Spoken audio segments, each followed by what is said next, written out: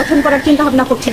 দেখুন, আপনি যে কথাটি বললেন, আমার মনে হয় এই কথাটি অল্প কিছু মানুষের একটা রিপ্রেজেন্টেশন, এবং হয়তো এই রিপ্রেজেন্টেশনটা গতকালকের কিছু অপ্রত্যাশিত ঘটনার ভিত্তিতে আপনার কাছে এসেছে। আমাদের জায়গা থেকে স্পষ্ট কথাটি হচ্ছে এরকম যে আমরা আসলে বর্তমানে অনেক মানুষ বাংলাদেশের বিশাল একটা সংখ্যা আমরা এখন দেখতে পাচ্ছি। হঠাৎ করে আওয়ামী লীগ বিলুপ্ত হয়ে যাওয়ার ফলে, বিলুপ্ত বলতে আমি এমনটি বোঝাচ্ছি ক্ষমতার পতন হওয়ার ফলে, যখন বর্তমানে একটি অন্তর্বর্তীকালীন সরকার রয়েছে, বিশাল একটি সুবিধাবাজ গোষ্ঠী যারা সবসময় সবার আসলে যখন যেখানে পায় তখন সেখানকার খায়, এমন চরিত্রের বিশাল একটি গোষ্ঠী এখন আসলে, তার আগে ছিল ছাত্রলীগ, যুবলীগ, আওয়ামী লীগ, এখন একটি নতুন রূপ ধারণ করেছে। নতুন রূপটি হচ্ছে তারা ভুয়া সমন্বয়ক সহসমন্বয়ক হয়ে উঠেছে, ভুয়া আন্দোলনকারী হয়ে উঠেছে। তারা তাদের জায়গা থেকে বিভিন্ন কমিটি তৈরি করে, আমরা এমনও পেয়েছি যে উত্তরা 12 নম্বর সেক্টরে নাকি একটি কমিটি হয়েছে যারা মসজিদে গিয়ে মসজিদ কমিটিকে পদত্যাগ করতে বলেছে। অথচ আমরা বিশ্ববিদ্যালয় ভিত্তিক শুধু কমিটি দিয়েছিলাম আমাদের জায়গা থেকে, শিক্ষা প্রতিষ্ঠান ভিত্তিক। সেই জায়গা থেকে এই মানুষগুলো তাদের ব্যক্তিগত উদ্দেশ্য হোক, কিছু রাজনৈতিক উদ্দেশ্য, সেগুলো বাস্তবায়নের জন্য এমন কিছু কাজ করছে যেগুলো অপ্রত্যাশিত।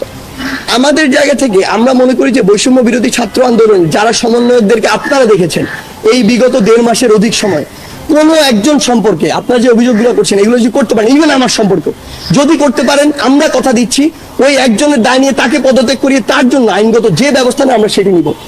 আমরা মনে করছি যে অন্তর্বর্তীকালীন সরকারের এই যে অল্প একটু সময় রয়েছে, এই সময়টুকুতে দেশ একটি স্থিতিশীল অবস্থায় আসার পূর্ব পর্যন্ত, অর্থাৎ যখন আমার মনে হবে যে চক্রান্ত করার যে বিষয়টি তাদের, ওই বিষয়টির যে সম্ভাবনা সেটি কমে এসেছে, দেশ স্থিতিশীল অবস্থায় রয়েছে, এমন অবস্থা মনে হলে আমরা এই বিষয়ে আলোচনায় বসে সিদ্ধান্ত নিব। কারণ আমরা আগেই বলেছিলাম যে এটি আমরা লং টার্মে এই প্ল্যাটফর্ম ব্যবহার করার আমাদের কোনো উদ্দেশ্য নেই। তখন আমরা এটি সিদ্ধান্ত নিয়ে যা করার এই প্ল্যাটফর্মটি নিয়ে সেটি সিদ্ধান্ত নিয়ে আপনাদের সবাইকে ডেকে আমরা জানিয়ে দিব, শেষ করে জানিয়ে দিব। এবং আমরা এটি স্পষ্ট করে বলি কেন আমরা এটি বলছি। কারণটা হচ্ছে, এখনো আপনারা সবাই জানেন, আমরাও জানি, অর্থনৈতিকভাবে হোক, আইন শৃঙ্খলার দিক থেকে হোক, বাংলাদেশের স্থিতিশীল অবস্থা আসেনি। আমরা যদি মনে করি যে আজকে থেকে 7 দিন পরে এরকম একটি বড় চক্রান্তের আভাস আমাদের কাছে এসেছে, তখন তো আমাদের রাজপথে নামতে হবে, একটি ডাক দিতে হবে। সেই জায়গা থেকে এই স্থিতিশীল অবস্থাটি আসার জন্য আমরা অপেক্ষা করছি।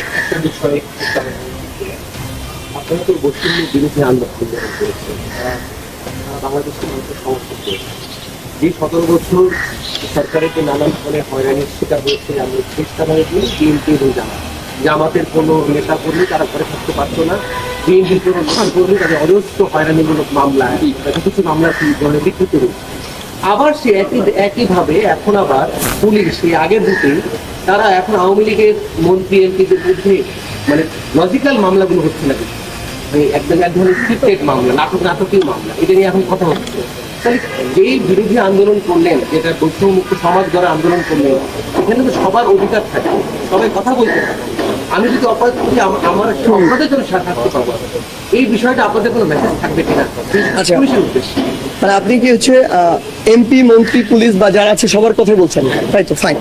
দেখুন, আমি প্রথমে এটা ক্লিয়ার করি 16 বছরে ফ্যাসিস্ট আওয়ামী লীগ সরকারের সাথে বিভিন্ন পদে, হোক মন্ত্রী, হোক প্রধানমন্ত্রী, হোক এমপি, হোক কোনো একটি নির্দিষ্ট ইউনিটের প্রেসিডেন্ট, সেক্রেটারি কিংবা প্রভাবশালী কেউ একজন, এই যারা ছিল তারা প্রত্যেকেই এই ফ্যাসিস্ট গভর্নমেন্টের এক একজন স্টেক হোল্ডার ছিল। তারা তাদের জায়গা থেকে প্রত্যেকে কোনো না কোনো ভূমিকা রেখেছে। একজন ওয়ার্ড আওয়ামী লীগের কোনো একজন কর্মীও ওয়ার্ড বিএনপির কোনো একজন কর্মীকে টর্চার করেছে, এই দায়টি সে এড়াতে পারে না। অর্থাৎ এই যে পুরো বিষয়টি, আওয়ামী লীগের সাথে যারা সরাসরি রাজনীতির সাথে জড়িত ছিল তাদের প্রত্যেকের এই দায়টি আসলে নিতে হবে।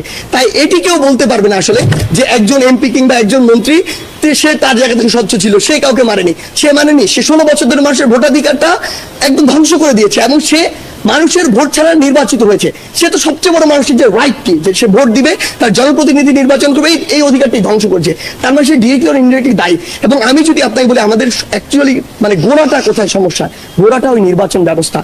যখন জনগণের ভোটাধিকার নাই, জনগণ কাউকে নির্বাচিত করতে পারছে না, যে কেউ একজন প্রতিনিধি ওই সময় দেখেছে সে যদি তার ঊর্ধ্বতন কাউকে তেল দিয়ে, তোষামত করে, টাকা দিয়ে এই কাজটি করতে পারে, যে মনোনয়নটি নিতে পারে, তাহলে সে এমপি, তখনই সে জনগণের কথা ভুলে গিয়েছে। আলটিমেটলি জনগণের ভোট তার প্রয়োজন হয় না।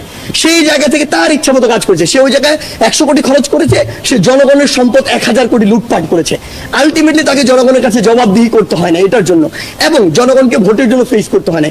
সো ওই যে ঘোরার সিস্টেমটি, ওই সিস্টেমটির জন্য আসলে আওয়ামী লীগের যারা সরাসরি ছিল, যারা পিছন থেকে সামনে থেকে মদত দিয়েছে, প্রত্যেকজন দায়ী। এবং আমি বিশ্বাস করি যে প্রত্যেকজনের বিরুদ্ধে অন্তত এই ভোটাধিকারটি নষ্ট করার জন্য এবং এটাকে সাপোর্ট দেওয়ার জন্য মামলা করা উচিত।